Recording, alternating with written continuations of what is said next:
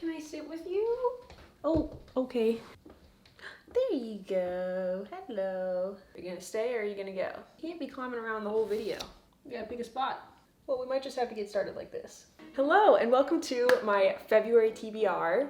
No, my February wrap up. I admittedly did not read that many books in February. I think I read 5 or 6, which is still a lot, but lately I've just been reading like 10 books every month. So this was lower than average for me. So since I didn't read a ton of books, I thought it'd be fun to also combine it with my March TBR to let you guys know what books I'm planning to read this month. So this is like 2 videos in one. A big reason why I didn't read that many books this month is because I did a video reading sad books for a week, and I feel like reading the sad books like low-key put me in a little bit of a reading slump that I'm still recovering from, just because it was really emotionally draining to read those books. Here's hoping to some happier reads in March. But anyway, first I'm gonna start off with every single book that I read in February. One of my favorite February reads was 5 Survive by Holly Jackson. Holly Jackson also wrote A Good Girl's Guide to Murder series, which is so popular, and so I was nervous reading this series, like if it was gonna live up to A Good Girl's Guide to Murder, and I definitely liked A Good Girl's Guide to Murder better, but this was still really good. Like if A Good Girl's Guide to Murder was 5 stars, this is 4.5. It basically follows 6 friends who are going on a road trip for spring break, but then their RV breaks down in the middle of nowhere, and there is a sniper in the woods where they've broken down, and one of the friends is the target of the sniper because that friend has a secret. They're trying to figure out like who has a secret, who can they trust, are they gonna survive the night? And I think what's really cool is that it literally all takes place in one night. Different sections have like what time it is, which I think is cool. So it's 8 hours, 6 friends, and 5 survive. And the ending did really catch me off guard. Some people say that the ending is predictable. I like never in a million years would have guessed it. Like it was so surprising to me. Yes, love Holly Jackson. Like I said, 4.5 stars. Please read this book. I really loved it. All right, on to the next book.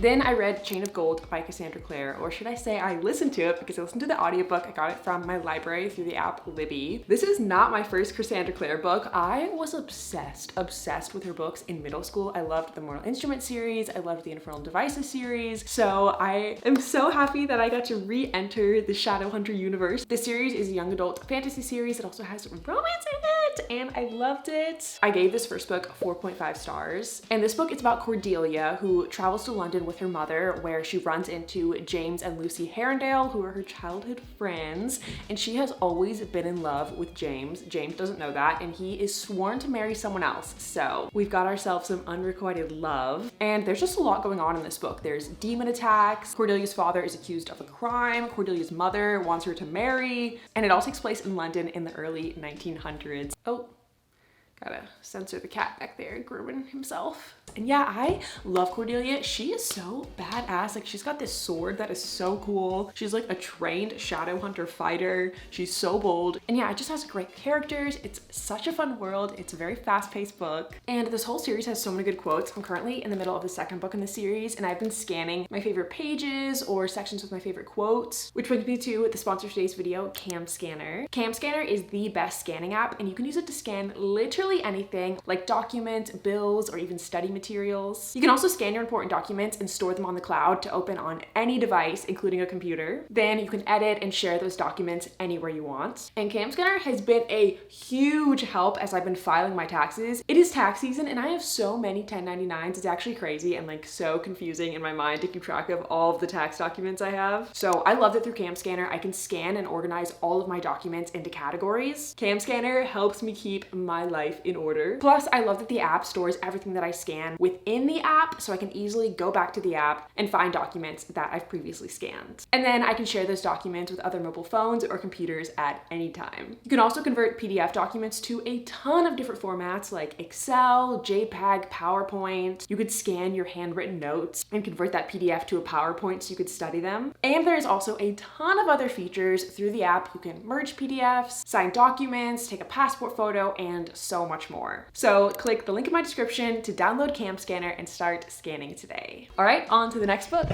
Next up, I've got the 3 books that I read for Reading Sad Books video. In order of least sad to most sad, the first one I read is Darling Venom, which I really liked. I gave it 4.25 stars. Definitely check the trigger warnings for all of these books. This book is about Charlotte. Her and one of her classmates, Kellen, decide that they're gonna end their lives, and they both meet on a rooftop, and they decide not to end their lives, but to make a pact where they will meet on the rooftop every single Valentine's Day to check on each other. together. But then on the 4th Valentine's Day, something happens that is really sad, and then we jump forward in time to when Charlotte is 22, out of high school. We go into the tagline of the book, which says, "My first love ended in tragedy, my second began with his brother." So a little bit of a wild plot. This book isn't a tearjerker, I would say, but it does deal with some like very heavy subject matter. It's definitely kind of an emotional roller coaster, which I actually really liked about it. And I also loved the relationship between Charlotte and then Kellen's older brother, Tate. Charlotte just cares about everybody so much. She will do anything for everybody. Charlotte is also like really spunky and fun, which I love. She's got this like goth punk style, which is really fun. Then secondly, I read If He Had Been With Me. This book I had heard so much about. I feel like it was like so hyped. So I was like, I have to know like what everyone was talking about. And I definitely enjoyed it. It follows Autumn and Finn, who were like childhood best friends because their moms are best friends. So they grew up doing like holidays together. They're like inseparable. And then they slowly just grow apart. They go on and date other people, live their high school lives. They're in completely different like social circles. But Autumn always kind of has this thought in the back of her mind, like, what if me and Finn were together? But she doesn't know if Finn feels the same way. And one of my favorite things about this book is I just think it's so realistic to being a high schooler. I feel like there were so many moments where it was like friendship drama, like drinking for the first time, going through her first boyfriend. And I also love that it is a romance, like that's like the driving plot, but more than that, I feel like it's coming of age. Like it's really about Autumn just like growing up and experiencing life, which I really like. My only thing that I really kind of hated about this book is the ending. People I know like love this ending, like cry, bawl at the ending. I didn't. Like the ending didn't really do anything for me. I just thought it was really like abrupt, like wrapped up too fast. I needed more, but I think I'm in the minority in that. So I would still recommend this book. And then lastly, I read A Little Life, the saddest book I have ever read in my entire life. Like tears, flowing tears, like many times throughout this book. This book is so sad. Again, 1000% check the trigger warnings. It doesn't just deal with heavy subject matter, but it can really go into detail on events that happen with that heavy subject matter, which is really hard to get through at points. So proceed with caution if you decide to read this book, but I really liked it. I gave it 5 stars. It's basically about Jude and 3 of his college friends just kind of going through life. We start out when they're like their early 20s all the way through when they're in their 30s, 40s, and so on. And Jude has had a lot of trauma in his life. He had a really hard childhood. He really just can't catch a break. Like he's still dealing with everything from his childhood, but then there's also so many horrible things that happen to him in his adult life, and it really is just like trauma after trauma after trauma for this guy, which is so heartbreaking. I said in my sad books video, if I had to describe this book in one word, it would be devastating. But you just care for Jude so much, and there are like moments of hope sprinkled in and moments of just beautiful loving relationships sprinkled in that kind of keep you going. And that is every single book that I read in February, so let's go on to my March TBR. All right, next up, let's talk about my March TBR. I feel like another reason I didn't read that many books in February is because a lot of them were thick books, at least 2 of them were. A Little Life, over 800 pages. Chain of Gold, I don't remember exactly how many pages, but a lot of pages. So this may not be the best decision, but I would like to finish the Last Hour series, which features 2 thick books. I'm in the middle of Chain of Iron right now. Where am I at? I'm like halfway through. But then Chain of Thorns, the last book in the series, is like 700 pages. These will take me a while to get through. We'll see if I get through both of them in March, but that's my goal, is to finish this series. And I really want to do a 24-hour readathon of reading fantasy books. So on theme with fantasy, I feel like I'm entering my fantasy era this year because I read a.k.a. and was obsessed. So yeah, I just want to like take time to delve more into fantasy. The first one is Legends and Lattes, which I read a bunch of reviews that this book is like really comforting, just like happy, good vibes, which makes me really excited. And the plot sounds really cute. It's about Viv, the orc barbarian, who plans to open the first coffee shop the city has ever seen. However, old frenemies and Thune's shady underbelly, that's the city, may just upset her plans. It just sounds so cute, like a fantasy book where the characters open a coffee shop. Like how wholesome and sweet. Also, hello cat. You're popping in and out of this video. And then the second one, Four Dead Queens, I've literally on for like a year and a half. Oh, I think I got both of these in blind dates with books, which is just fun fact. But yeah, this book just literally sounds so good. I can't believe I haven't read it yet. This book is about Carolee, who is a talented pickpocket, and during a routine theft, she steals a video of 4 queens being murdered. So she hopes that discovering the intended recipient of the video will reveal the culprit. So she teams up with Varen, the messenger she stole from, to complete his delivery and uncover the murderer. So yeah, that just sounds like wild. Like, why would you take like, is it like a snuff film of like 4 queens being killed? I don't know, like why were they killed? 4 queens is a lot to be killed. Is there there gonna be a sub-romance between her and the messenger? I have no idea. The romance in me is very hopeful. There's been a trend going around of reading books until you get a 5-star read. Don't know if I'm gonna do it this month. I'm hopeful that I will do that video this month. And there's 2 books I'm really hopeful will be a 5-star read, so they're on my TBR. The first one is So This Is Love, and the second one is By a Thread, which I just recently bought in my book shopping video. So This Is Love. I have been wanting to get this book for so long, so I'm so happy I finally got it. It is a Cinderella retelling. Oh, you need to go out of this door now? The cat is so funny. He hates closed doors. Like anytime a door is closed, he will paw at that door until you open it because he just wants to know what's behind it. And then once you open it, he like doesn't care. He's like, okay, it's open, but now I just want to hang out with mom. Now you're going to this closed door. Back to this closed door. Now he's angry again. Oh, you like books. Anyway, this follows like the classic Cinderella story at the beginning. She's got the horrible stepmother, she goes to the ball, all of that good stuff. But where the twist happens, she's unable to prove that she left the glass slipper. So Cinderella attempts a fresh start, looking for work in the palace as a seamstress. And then she becomes a witness to a grand conspiracy to take the king and the prince out of power. So I feel like that's gonna be so interesting and fun to see how it starts out as a normal Cinderella story, but then it changes and she goes on with her life to become a seamstress, but still ends up running into the prince, and I assume they fall in love, hopefully. And this is a whole series, the Twisted Tale series, of a bunch of princess retellings, so if I like this book, then I will definitely read the other books in the series. And then the other one I'm hoping is gonna be a 5-star read is By a Thread by Lucy Score. I love Lucy Score. I've read Things We Never Got Over by Lucy Score, like 6-star read, 6 out of 5, like broke the charts, so good. So I was like, I have to read another Lucy Score book. And this one is a workplace romance, and the guy sounds very grumpy, but the girl sounds like really like fun and spunky, which I feel like is my favorite personality of a female love interest. Like she seems like bold, not afraid to like argue with the male love interest. And yeah, it just sounds like a classic, like iconic workplace romance. And Enemies to Lovers is always my favorite. Like the tagline we have is, Dominic was staring at me like he couldn't decide whether he loathed me or wanted to French kiss me. I'm just really excited.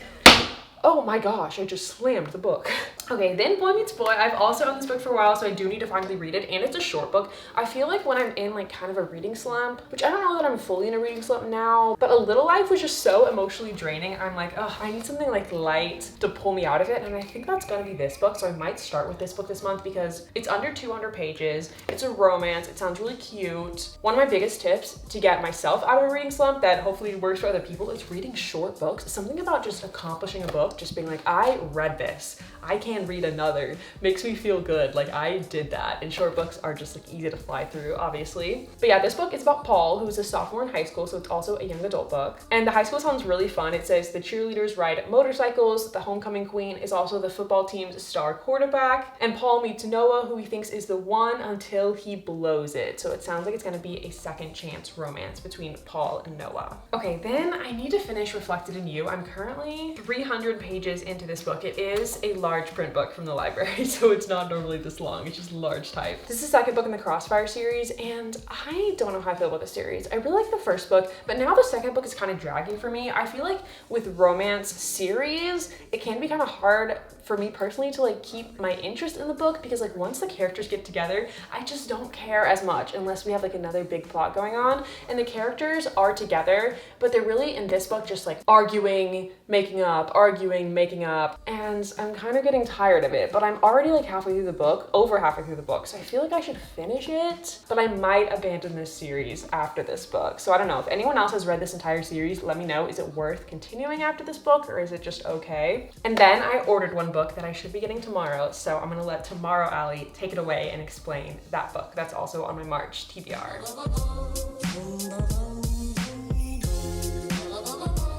I just got a package, and hopefully it's the book that I ordered.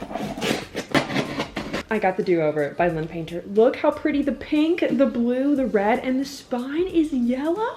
I'm just obsessed. And it's hardcover. The hardcover was on mega sale. Normally I would not get hardcover, but it was cheaper than the paperback. And yeah, I actually do not know what this book is about. I auto bought it because it's Lynn Painter and because we're reading it for my book club, which is an all virtual book club that you guys should join. It'll be linked in the description. But yeah, let me read the summary. Also, look, the summary, the inside flap is yellow too. How terrible. Very clever. As I do remember the plot of this book. I picked it for a specific reason. It is a young adult book about Emily Hornby, who has a dumpster fire of a Valentine's Day, and when she goes to sleep, she wakes up and it's Valentine's Day again. She's living the same day over and over again. I read another time loop book. It was a Christmas time loop book by Christina Lauren. I can't remember the name, but I'll put it on the screen. And I really liked it, and I was like, I want to read another time loop book, and you guys really suggested The Do-Over, and it is now March. But in February, I was like, for Valentine's Day, she's repeating Valentine's Day over and over. That's so cute. If it's anything like Better Than Movies, I know it's gonna be so cute and make my heart feel so happy. So I'm really excited to have this book now so I can read it with you guys in the book club. And that is all the books that I read in February and that are on my March TBR. I hope you guys enjoyed this video. Let me know your favorite book that you read in February and one book that you really want to read in March. All right, and with that, I'll see you guys in my next video. Murder.